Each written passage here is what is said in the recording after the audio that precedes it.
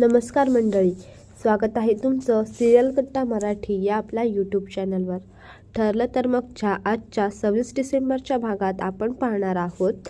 अर्जुन सचिनला हॉटेलमध्ये पकडतो आणि सरळ त्याची कॉलर धरून त्याला हॉटेल बाहेर आणतो आणि गाडीमध्ये बसवतो आणि सरळ गाडी स्टार्ट करतो आणि त्याच्या ऑफिसच्या दिशेने घेतो. इकडे सचिनची साक्षी वाट बघत असते.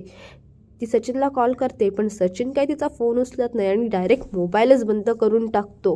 आणि मग अर्जुनला विचारतो, अर्जुन काय काय झालंय सांगशील का?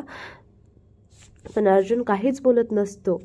तर साक्षीसुद्धा इकडे सचिनची वाट बघून निघून जाते, कारण की तिला भीती वाटत असते जर अर्जुनने तिला बघितलं तर प्रॉब्लेमच होऊन जाईल, म्हणून ती सुद्धा निघून जाते.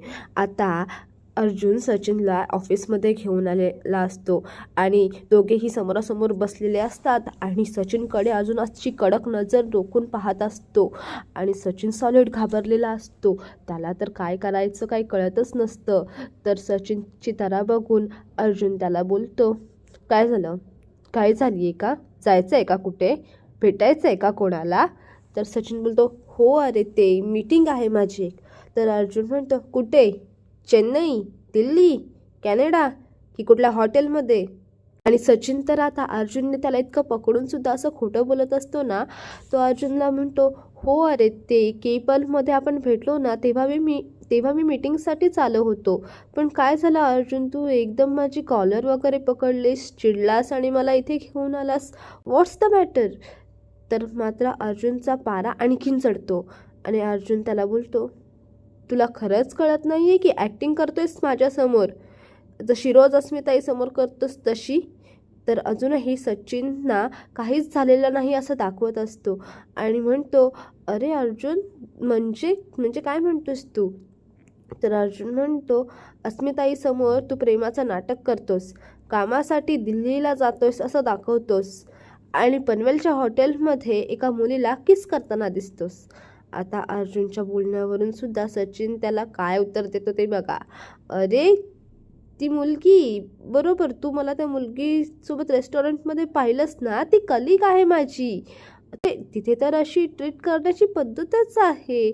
आता सचिन हे असलं फालतू कारण देतो ना आणि हे ऐकून अर्जुनची अशी सटकते ना, तो असा चिडून उठतो चेअरवरून आणि त्याला बोलतो, तुला मूर्ख वाटलो का मी इथे?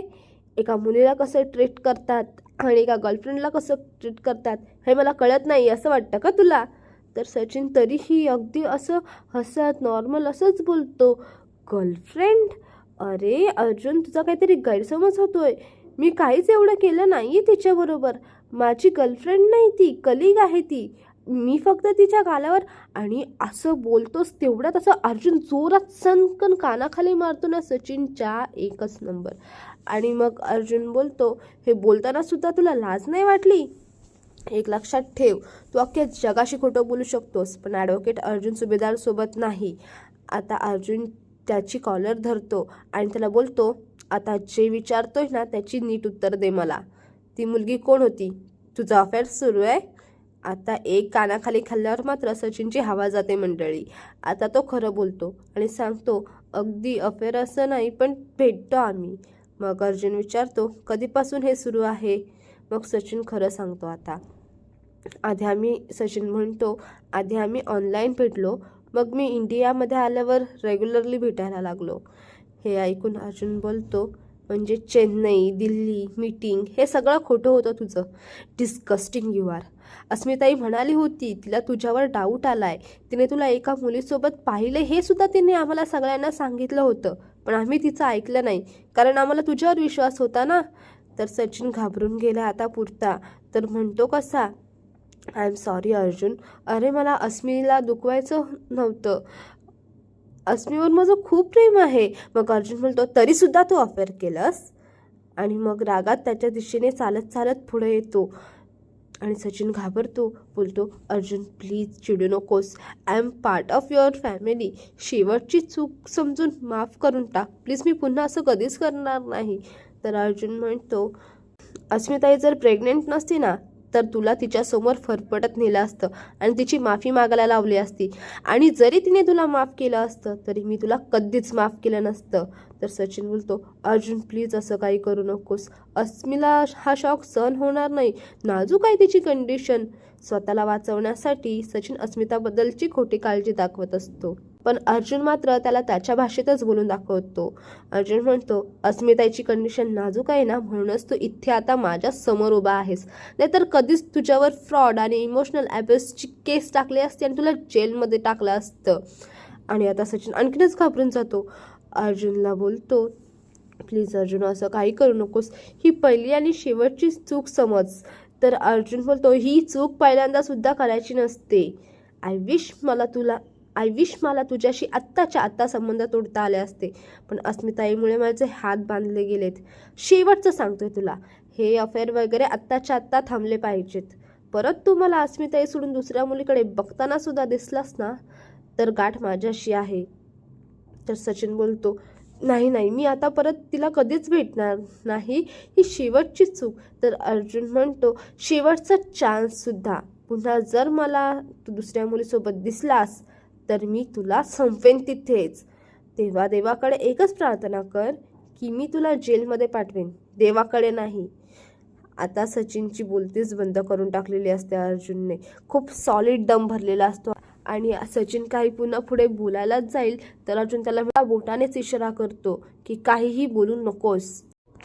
आता इकडे किल्लेदारांच्या घरी नागराज खुर्चीमध्ये मस्त पायलाम करून बसलेले असतात आणि सुमन काकू त्यांचं काम करत असतात. तर नागराज सुमन काकूंना सांगतात, मी सांगितल्याशिवाय मला चहा मिळणार नाहीये का? कधीच आलोय मी घरी. मग आता सुमन काकू सुद्धा फुल ट्रेन झालेल्या असतात ना सायलीने सांगितल्यासारखं. त्यासुद्धा उत्तर देतात लगेच. तुम्ही मागितलं नाही तर मला कसं कळेल तुम्हाला चहा हवाय ते? मग नागराज म्हणतात, आता कळलंय ना, जा मग चहा आण जा. तर सुमन काकू सांगतात, एवढं काम संपवते आणि मग करते चहा. तर नागराज म्हणतात, तुझं काम इतकं महत्त्वाचं नाहीये की ते थांबलं तर देशाचा कारभार थांबेल, चहा आण जा.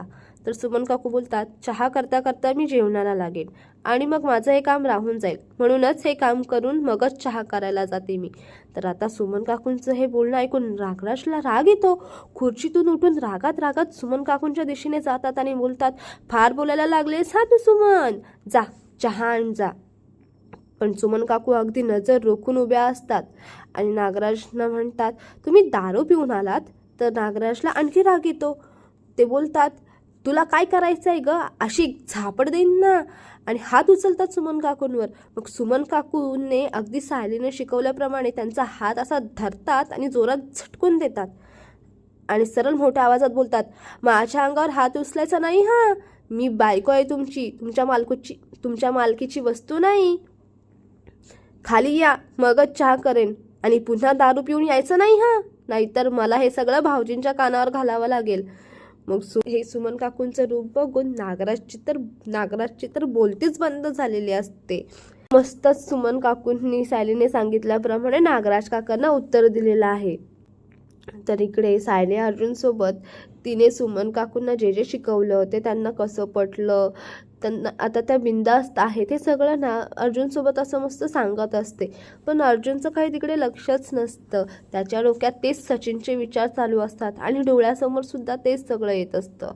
मग सायलीच त्याच्याजवळ येऊन बसते आणि त्याला विचारते, कसला विचार करताय? फोनवर सुद्धा मला जाणवलं की तुम्ही अस्वस्थ आहात. घरी आल्यापासून सुद्धा तुमचं कशात लक्ष नाहीये, काय झालंय? तर अर्जुन मनातच विचार करत असतो, कसं सांगू तुला मी बायको, आणि सचिनबद्दल सुद्धा कसं कोणाजवळ बोलू. मग अर्जुन सायलीकडे अस्मिताची चौकशी करतो. अस्मिताई कशी आहे सायली? तर सायली सांगते, व्यवस्थित आहेत. पण तुम्ही का अचानक विचारताय? तर अर्जुन म्हणतो की काय नाही, तिचे हल्ली खूप मूड स्विंग्स होत असतात ना, तिचा हल्ली मूड पण ठीक नसतो. तर सायली म्हणते, मूड तर मला तुमचा ठीक नाही आहे असं वाटतंय. पण अर्जुन म्हणतो, फक्त थोडंसं डोकं जड झालंय का, बाकी काही नाही. तर सायली म्हणते, डोकं तर जड होणारच, एवढ्या केसेसचे विचार चालू असतात ना त्या डोक्यामध्ये, पण आता या केसेसमधून थोडी जागा माझ्यासाठी सुद्धा ठेवा. आणि मग सायलीच्या ह्या बोलण्यावर अर्जुन हसतो आणि मग अर्जुन सायली दोघेजणही हसू लागतात. दुसऱ्या दिवशी सकाळी सगळे नाश्ता करत असतात तेव्हासुद्धा अर्जुनचं लक्ष नसतं. त्याच्या मनात तेच विचार चालू असतात आणि तिथे सुद्धा तो अस्मिताचीच चौकशी करत असतो. अस्मिताई कुठे आहे?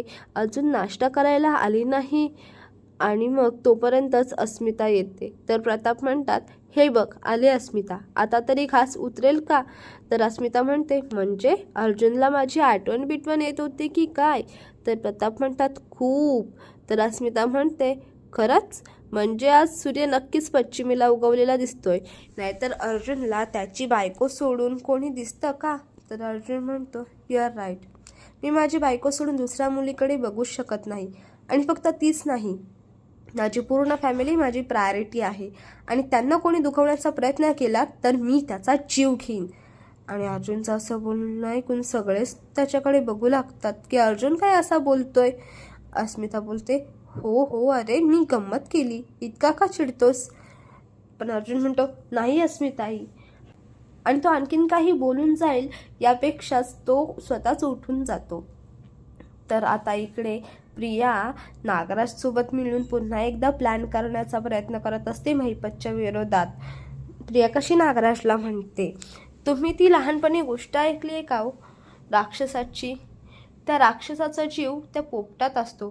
जर त्या पोपटाला ठार मारलं ना तर त्या राक्षसाला सुद्धा हात न लावता मारून टाकू शकतो. तसाच महिपतचा जीव सुद्धा साक्षीमध्ये आहे. जर महिपतचं तोंड बंद ठेवायचं असेल तर साक्षीचा वापर करून घ्यावा लागेल. मग पुढे नेमकं काय प्लॅन नागराजला सांगते ना ते इथे व्यवस्थित दाखवलं नाहीये. त्या पार्टमध्ये फक्त म्युझिक दाखवलेलं आहे. पण मग सगळं प्लॅन सांगून झाल्यानंतर नागराज म्हणतात, प्लॅन तसा बरा आहे. तर मग प्रिया म्हणते, आता मी तुम्हाला इतका चांगला प्लॅन सांगितला आहे, आता महिपतला कुठे ठेवलंय ते तुम्ही मला सांगा. पण नागराज काही तिला इतक्यात महिपतला कुठे ठेवलं हे सांगत नाही. ते म्हणतात, आधी तुझा प्लॅन सक्सेसफुल होऊ दे, मग मी तुला सांगेन. आणि इतका चांगला प्लॅन सांगून सुद्धा ह्या नागराजने आपल्याला महिपतचा पत्ता सांगितला नाही याचा प्रियाला राग येतो. आणि इथेच आजचा भाग संपतो. पुढील भागात आपण पाहणार आहोत की साक्षीला कोणीतरी चिठ्ठी पाठवतं, सावध राहा. आणि इकडे नागराज महिपतला साक्षीवरून इमोशनल ब्लॅकमेल करतात की जर कोणाला कळलं की साक्षी ही समीरा शेखर म्हणून वावरते आणि पोलिसांनी तिला पुन्हा जेलमध्ये पाठवलं तर इकडे सायली अर्जुनला सांगते की आपण नागराज काकांवर लक्ष ठेवण्यासाठी सुमन काकूंची मदत घेऊया. म्हणजे नागराज काका कधी घराबाहेर जातात, त्यांना कोणाचे फोन येतात, हे सगळं सुमन काकू आपल्याला सांगतील. आता सुमन काकूंच्या मदतीने सायली आणि अर्जुन आणखीन पुढे जाऊन नागराजपर्यंत पोहोचतील का, की नागराजच ह्या ॲक्सिडेंटचा मास्टर माइंड आहे ते. यासाठी पाहत राहा ठरलं तर मग. आणि व्हिडिओ आवडला असेल तर व्हिडिओला लाईक आणि चॅनलला सबस्क्राईब नक्की करा. धन्यवाद.